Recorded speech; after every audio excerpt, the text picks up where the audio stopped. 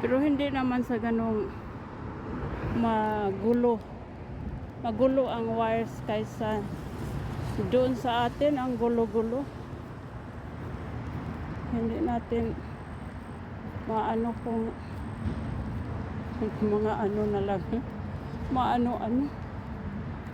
Yun ba ang gulo ba? Ang gulo sa wires. Hindi ba inayos na malinis din tingnan sa mga poste? Diba? So ngayon guys, nawala na yung island dito. Diba noon? Mayroong island dito. Hindi pa ako tatawid kasi mayroon pang mga sasakyan na ano. Alright. Dito na ako. Ako ang paunahin mo, red car. Paunahin mo naman ako. Sige, tumigil din naman. So wala na yung island dito guys. Diba noon may island dito. Inalis na nila. Hindi pa nila tapos doon sa kabilang parte. Dito muna ang inuuna nila para may lusutan naman ng mga sasakyan papunta dyan sa building na yan. Kasi yung building na rin yan parang ni-renovate nila. Yun nga makikita natin yung mga plywood dyan sa third floor nila. Yung ibang section nila dyan ni-renovate.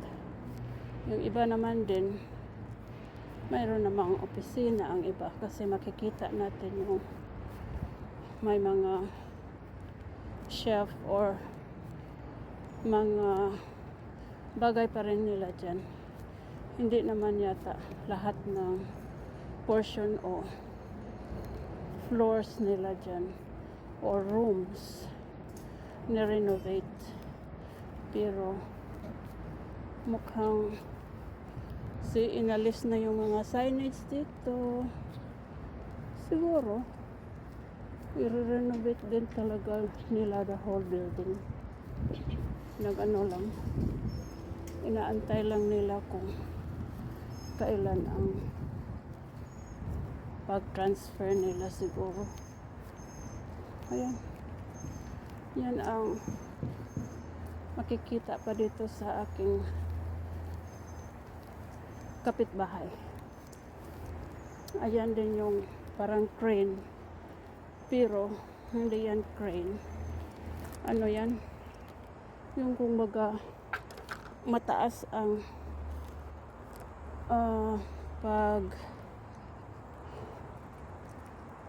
gagawin mo sa labas ng bintana kaya o ganun.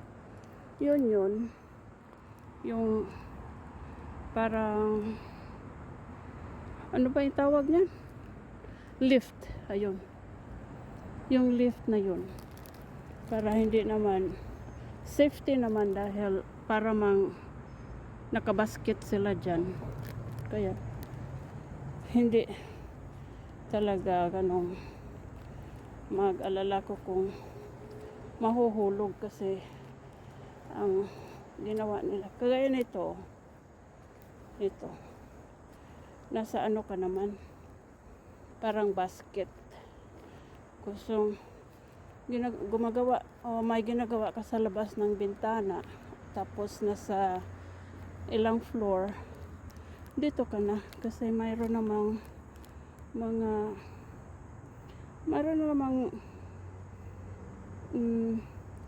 driving gears nila dyan na i-adjust yan dyan sa parang basket yun dito na ako. At least kulimlim, may mga kulimlim na dito kasi nasa may mga puno na. Kaysa doon sa along the highway, walang kulimlim talaga. mayroong mga electric line. Electric line pala yan. Ayan o. Electric line.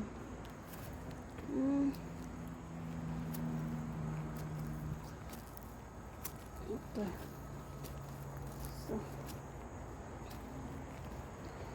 akala ko ay konti lang ang kukuha ko o mabibili ko ngayon. Nakaabot din ng 72 ang bit-bit ko.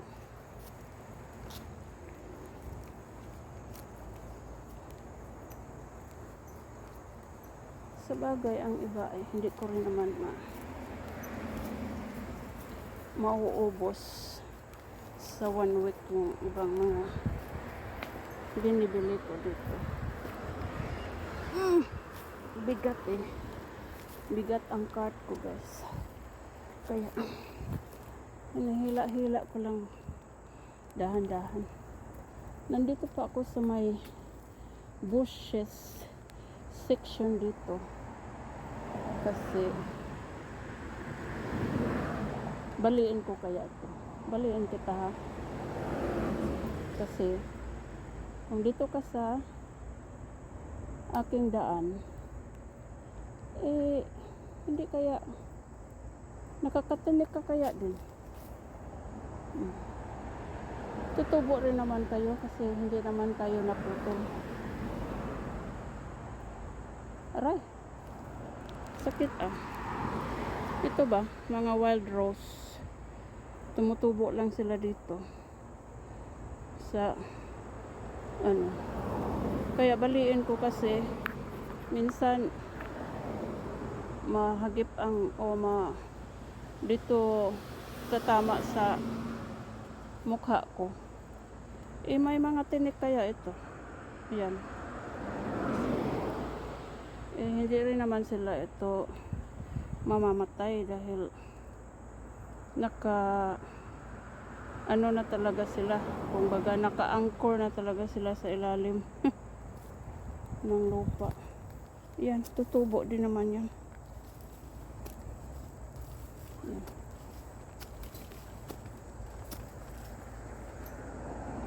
Okay, andito na ako. Naku, ito nga, mahila-hila.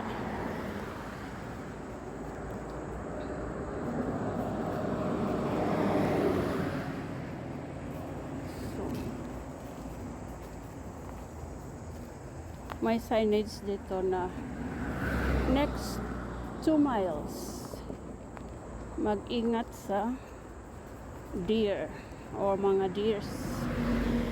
Yung mga signage na ganito, mayroong deer sa lugar na ito, kaya pinag-iingat ang mga drivers, lalo na sa gabi.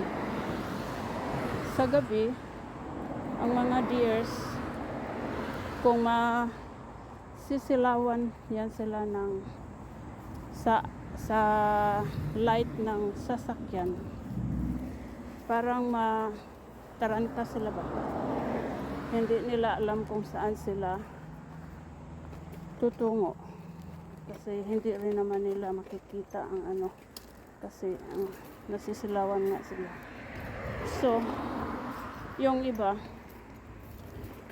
deers, may sitwasyon na doon lang sila yan bang bumangga sa windshield mo kung ikaw ang driver, kung hindi ka mag-iingat na may mga deers doon sa windshield, sila tatakbo kasi hindi nila makikita.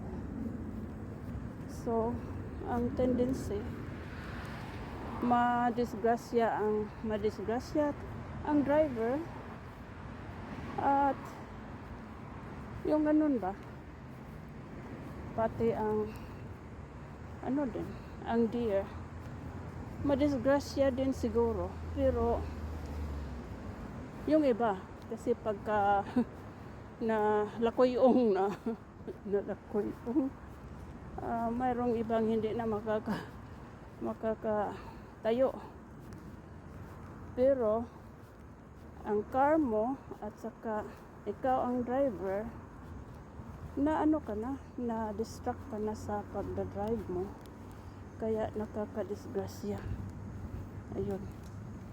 So andito na ako sa pintuan ko, sa pintuan kong ito. Sige, hanggang dito lang muna guys. Bye bye.